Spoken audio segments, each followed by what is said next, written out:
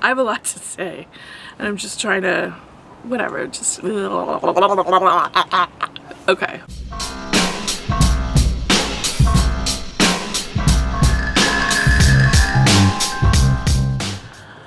Okay, so I had basically a mystical experience happen to me about 3 weeks ago. It's taken me 3 weeks to integrate it into myself, to have true kind of understanding of what this new knowledge is for me. And it's all around connecting to my Celtic culture. I'm like 98% Celtic DNA, Scotland, Ireland, England and Wales, 2% Norway. And that cultural connection came through super strongly in almost a mystical way. And it's been amazing. It's been amazing. These past 5 days have just been like,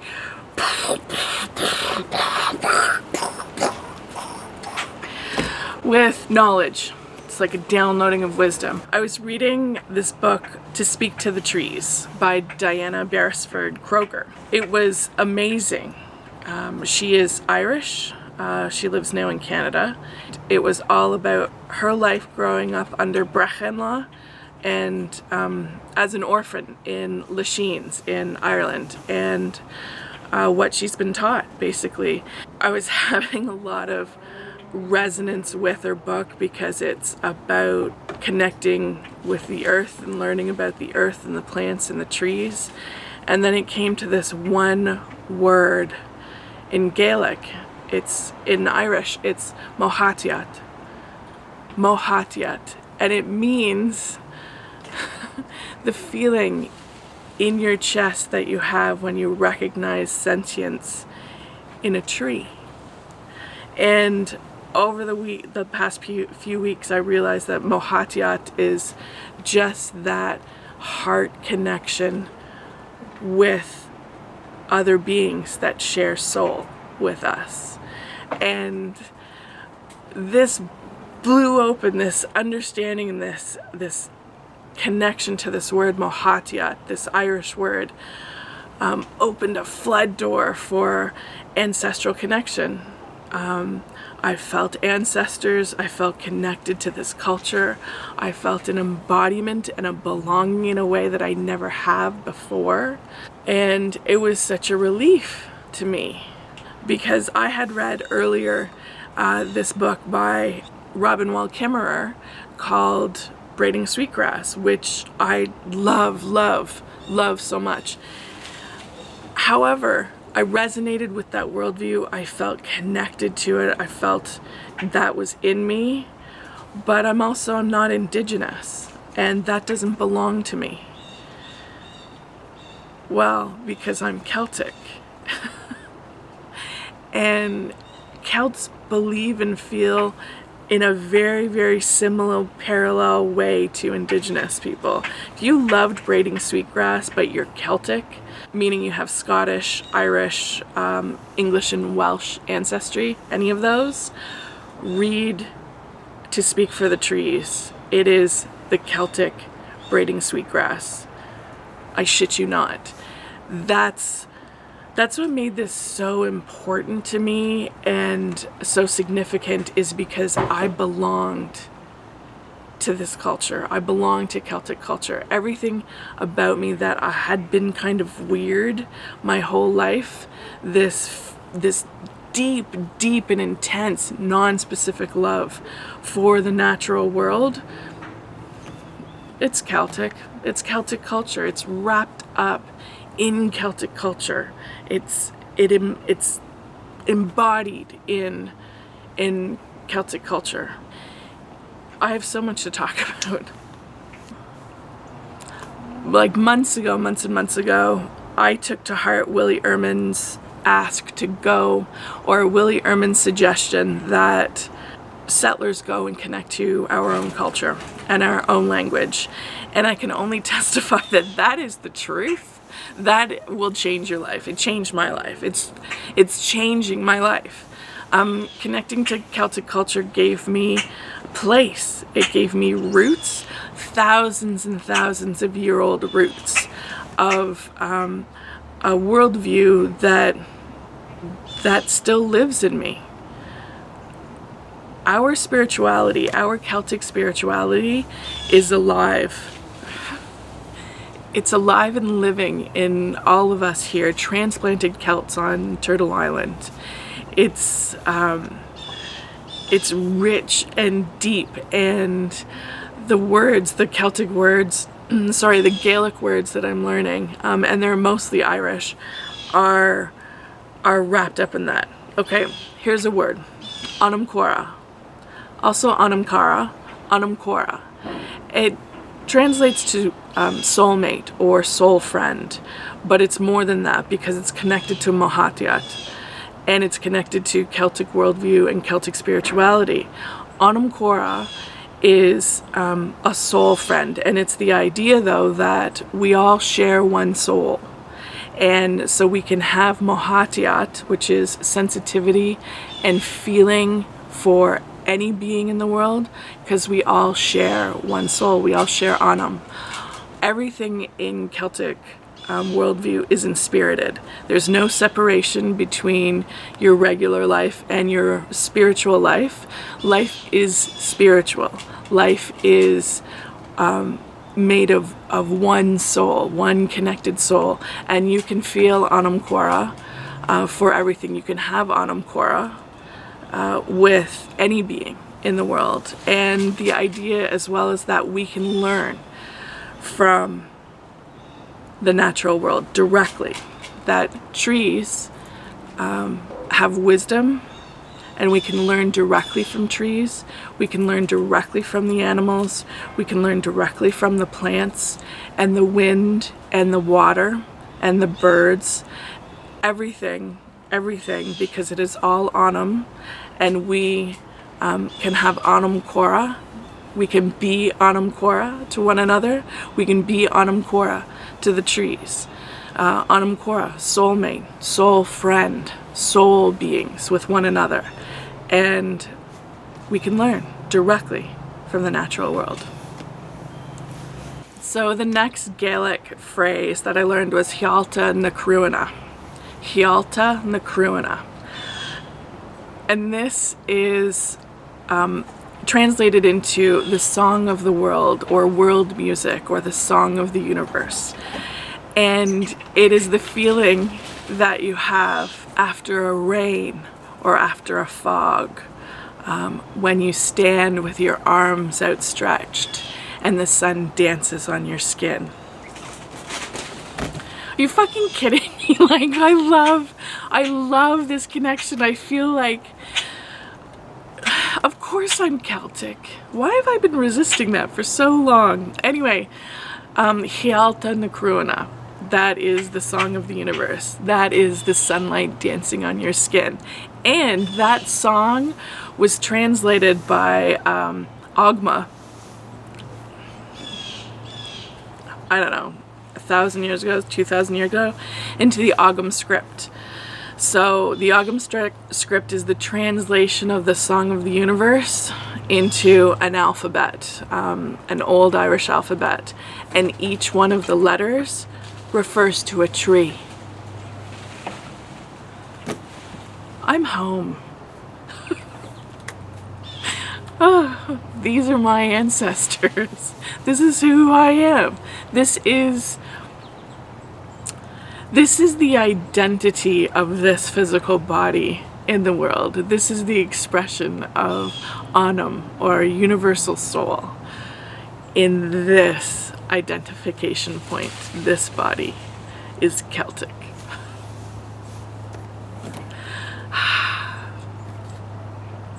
I'm reborn as a reconnecting Celt on Turtle Island. So here's another Gaelic word. This word is called tor. Okay, tor means prophecy.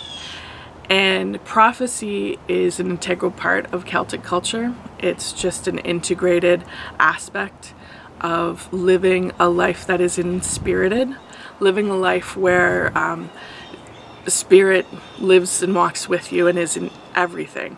And they believed in auguries, and auguries are like signs, premonitions, premonitions, prophecy, signs in the world, messages from spirit in the physical world. And the beautiful thing in Celtic culture is that they were available to everyone at all times. It wasn't just special classes of people that could receive messages from spirit. It was everyone.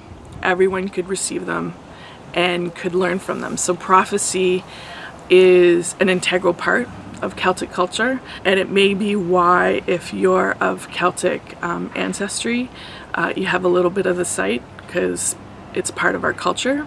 And I'm not saying that other cultures don't have it. It's just I've just recently learned that I come by it naturally. Connecting with my Celtic culture and my Celtic ancestry has decoupled me from any identity with whiteness. The idea of calling myself white is ridiculous. It's so shallow and superficial and anemic in comparison to the rich foundation and history and life that exists in Celtic culture, that whiteness is just ridiculous bullshit. And I just want to suggest for any of you who have identified as white to look into your ancestry and to reconnect to your ancestors and your history. Trust me, whatever you're afraid of uncovering is nothing compared to what you'll receive in return. I have been claimed by Celtic ancestors, and I claim them in return, and they're here with me now. And it's beautiful, and whiteness is some made-up bullshit. So going forward, I'm going to share whatever I learn on this new rediscovering my Celtic ancestry and culture path that I'm on. And I'm learning through some books, but I also think that it's important from my cultural standpoint to learn directly from the world and directly from my ancestors. And that's what I'm doing. That's what I'll do. I'm listening to a podcast called Celtic Source by a Welshman. He's a doctor, Dr. Willem. I don't know. Sometimes I struggle with the Gaelic pronunciation. I go to a website called forvo.com, and there's another one that I just found out, and I'll put it in the description, or maybe I'll know what it is and it'll be up here. But these are pronunciation websites, so when you see a word that's in Gaelic, you can go and learn how to pronounce it, because the pronunciation is not English. Like, it's using Latin or anglicized letters like alphabet to pronounce things really differently. Mohatyat, you should have seen the Mohatyat.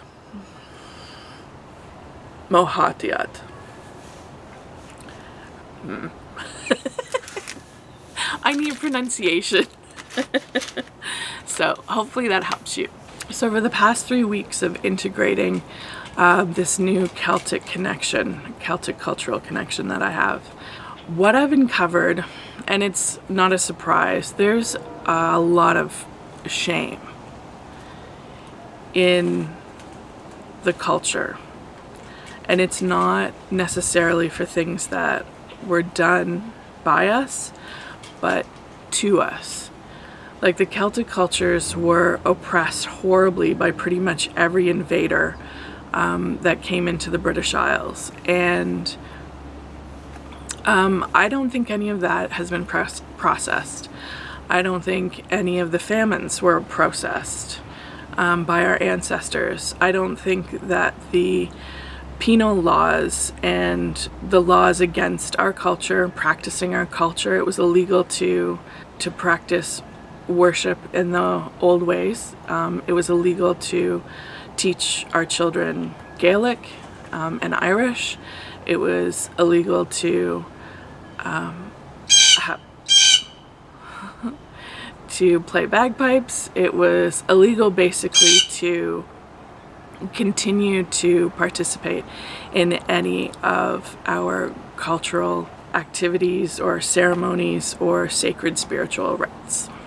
There was also just a basic message repeated from the establishment in what was becoming England, that the Scottish and the Irish and the Welsh were backwards. Just Celtic culture in general was backwards and barbaric and ignorant and valueless. And that was a message that was repeated for hundreds of years. And society was built upon that message and that viewpoint, that ancient Celtic wisdom and ancient Celtic ceremony and worship was barbaric and backwards and valueless. And that's never been processed. I see that type of trauma, that type of ancestral trauma, inherited trauma, as being a ripe ground to accept something like whiteness in a new land, like on Turtle Island. Can you imagine being a settler who is carrying hundreds of years of unprocessed trauma and dehumanization to come to a new land and suddenly have the possibility of owning land, and also have the possibility of accepting a new identity, fresh and white, a fresh white identity that is disconnected, cut off from all of that stuff, where you can begin anew and you don't have to deal with any of that, you don't have to process it or consider it, you can start anew and go forward in whiteness. I mean, I see that as being very attractive. And I understand that they didn't process, because who the fuck would process when you're just trying to survive? I get it. And I think that is what we can do as reconnecting Celts, is we can process that shame and that trauma and see it for what it is in a historical perspective, and heal it and root our Celtic culture on Turtle Island. So one thing that's been really hard to see is how similarly the colonization of the Celtic people on the British Isles is to the colonization of Indigenous people on Turtle Island. Same playbook. I'm not trying to say I'm like Indigenous people or that Celtic people were traumatized in very similar ways. But I recognize that my whiteness here on Turtle Island is a benefit to me, okay? And I'm not trying to downplay that. But the playbooks are very, very similar. It's almost exactly the same. Come, push the people off their land, bring in a bunch of your own people and settle on lands, push people off their sacred lands that they've stewarded for centuries. Try and erase their culture, make it impossible to practice their culture, encourage them to lose their language, to lose connection to their culture, and try and assimilate them into the new dominant culture. It's the same playbook. Celtic people came to Turtle Island without any understanding that they were being the oppressors, that they came and the settlers took land and cleared it and farmed it, probably without any consideration at all for the people who were here before. Especially if they were connecting to whiteness, they identified as whiteness, there was no reason to consider who was here before. You have to deal with that when you connect to your Celtic culture. But it also, for me, is a deconnecting from identity as a Canadian. That's why I will, as often as I can, refer to this continent as Turtle Island, because referring to it as Canada is a way to erase the history of how it became Canada. It's like we sprung up here rooted here and grew from seeds into white Canadians without any history, without any oppression or genocide or trauma committed to the people who are here and the land that's here. And we just appeared and evolved into this. And it's like, it's bullshit. It's whiteness and identity as Canadian to me are not accurate. It's not real. It's made up. So I'm a Celt on Turtle Island.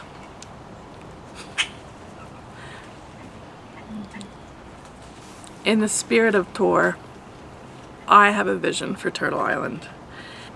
Can you imagine millions of Celts on Turtle Island connecting to their culture and their spirituality, standing in support of Indigenous people, to move into sovereignty and leadership and stewardship over Turtle Island? That's what I see. We have more in common as Celts with Indigenous people than we do with any other worldview. And we are powerful allies to Indigenous sovereignty and Indigenous stewardship over Turtle Island, over the land here. Celtic culture also has 7 generations of sustainability rule, where when you harvest only as much as will be beneficial for 7 generations. I don't know why I'm still surprised when I learn things that parallel worldview and beliefs, spiritual livelihood beliefs between Indigenous people and Celtic culture. I anticipate that there's more. I have been doing ancestry work for a little over a year now. Emotional healing, spiritual healing work. I'd recommend, if you're interested, to look into what is happening. Something's happening. I'd recommend doing a genogram, looking into Bowen family systems theory and doing a genogram. Do a DNA test. Yeah, do a DNA ancestry thing if you're comfortable with that. It's helpful to know what your genes look like. It's helpful. It's just helpful to know. I mean, I don't pinpoint 100% accuracy that that's who I am, but it's pretty helpful to know DNA wise that I am like 98% Celtic culture. You may be surprised, and it can give you direction for where you need to look to connect to your ancestry and to look into the people and their beliefs. And for me, it was just amazing to be seen so wholly, to be recognized and to find where I belong. It's an embodiment of belonging and hopefully community, spiritual, cultural community to share. That's why I'm posting these, is I hope those who are also on the path will interact with me and we can share what we learn. Because we're transplanted, right? We're transplanted Celts on Turtle Island, and it won't be exactly what it was in the British Isles. Like, it can't be. It can't be. It's different. My mother's people have 7 generations living on Turtle Island. As of yet, I know that they are also Celtic ancestry because of my mother's DNA test. But I still, after 8 months of looking, I still can't find the paperwork that takes them off Turtle Island. Like, I've gone back to the mid 1700s with Susan Mahoney. That's Irish as fuck. Maybe one day. I know they did. I know that they're immigrants, obviously. There's no indigenous blood. There's no indigenous ancestry in my tree. It's all Celtic. But 7 generations of ancestors, my 5th great-grandmother is on Turtle Island. Like, I love this place so much.